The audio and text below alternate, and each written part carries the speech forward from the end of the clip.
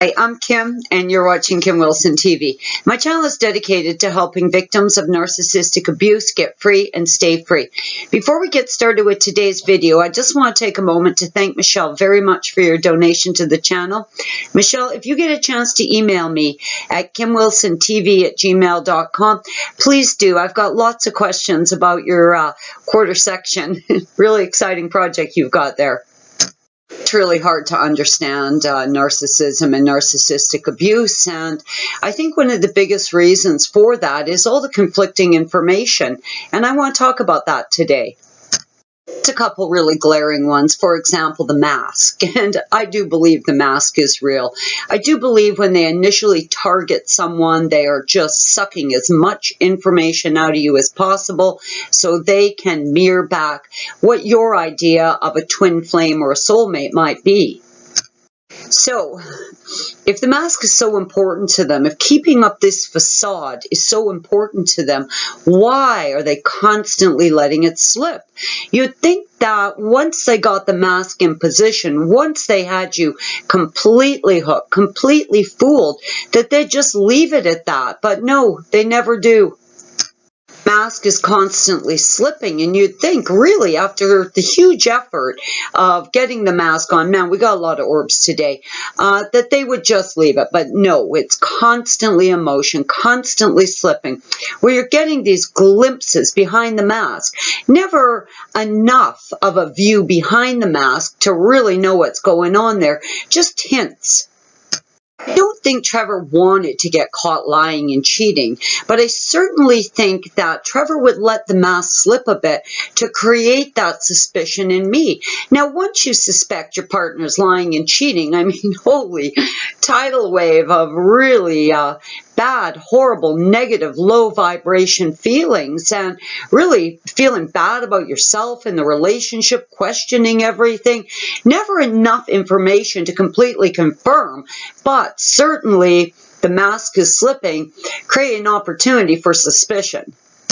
In pours a wave of emotional uncertainty. I mean, fear and anxiety and stress and all this stuff is going on. Now you're feeling really bad. They haven't been caught, but you're certainly injured, and they love that. And their fear of abandonment. Holy cow, does that create a little confusion? Certainly create a lot of confusion in me. I mean, clearly Trevor didn't want to be abandoned.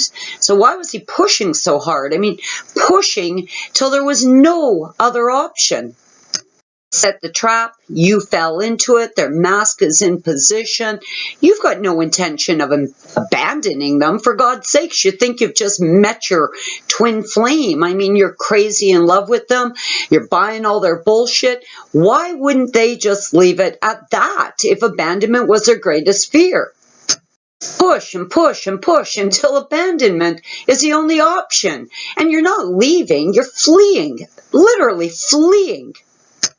All the victims I've spoken to, and it has been thousands, not one has ever used the statement, I left the narcissist. They always said they fled, they were fleeing, I was running like I was being chased by Satan. Oh God, I couldn't get out of there fast enough. I was terrorized. A horrible emotional abuse of I love you, I hate you. I mean, Trevor couldn't get enough of me. He was crazy about me, loved everything about me. He was exactly like me. Oh my God, which quickly turned to I hate you. I mean, I can't imagine being with a partner and in the worst of fights ever screaming I hate you at someone you're living with, allegedly building a life with.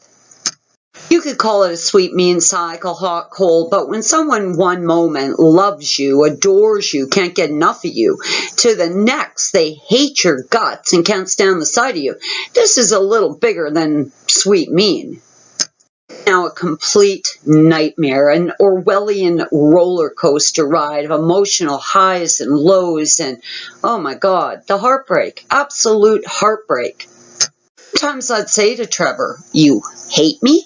Like, are you trying to say you're unhappy with me? Or hate? You actually hate me? Well, if you hate me, what the hell are we doing together?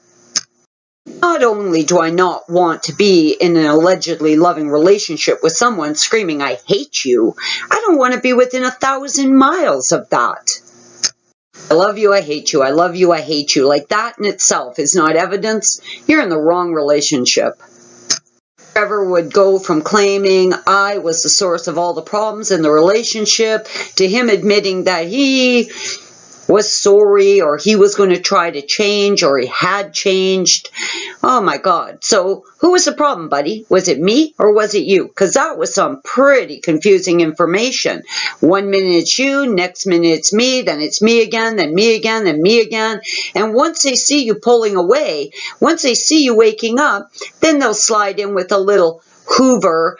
"Oh, I'm going to try to change. I know I need to change." Well, make up your fucking mind, buddy. Like a little conflicting information to leave a victim feeling absolutely weary from the bombardment of it.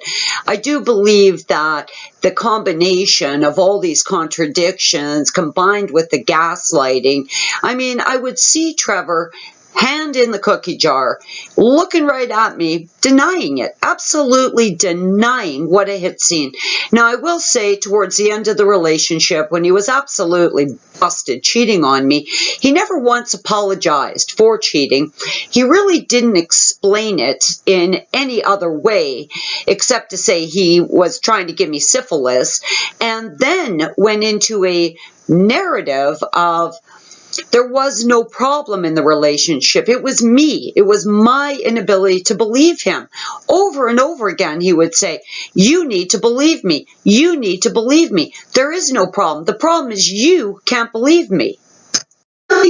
Now we're really supposed to believe the absolutely unbelievable. Well, yes, they fully expect us to believe every bit of bullshit that comes out of their crazy mouths.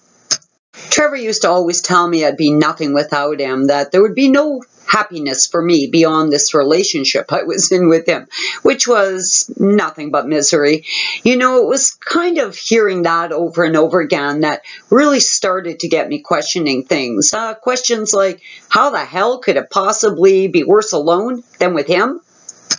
Simply cannot believe one word that comes out of these fiends' mouths. Not a word. It's all lies, all intended to confuse you. The more confused you are, the less mobile you are, and the more stuck you're going to be. At one point, the horrible thing actually had me questioning myself, Kim, why can't you believe him? Why? Because it was unbelievable. That's why. It was completely unbelievable. There were definitely times where I had to question myself and ask, why I couldn't believe him. It's just because it wasn't real. That's why. I think the red flags had just started to mount up to the point that I knew I was being lied to. I knew I was being cheated on. I knew I was being used. And I knew that he really didn't love me, because people that love you don't treat you that way. People have asked, how do I know for sure my partner's a narcissist? Well, I think logically, if we look at the fact that most of us are able to identify a garden variety asshole, we're able to kind of get that and understand it. But once you've crossed over to a point of utter confusion, utter despair, utter desperation, you're losing your mind, you're physically ill, I think that in itself is evidence that your partner's a narcissist. With all the confliction, with all the confusion, with all the heartbreak, with all the madness, there is a way to make it stop.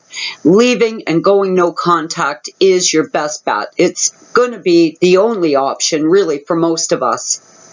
Since I started this channel now about 1.5 years ago, my God, countless thousands of people have gotten free. Power to every one of you.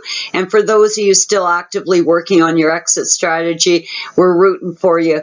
You can do it. Lots of us have done it. And though it's difficult, it's well worth the effort. Day by day, as the noise from all that chaos subsides and life goes back to normal, things do get better. A little bit every day. They really do.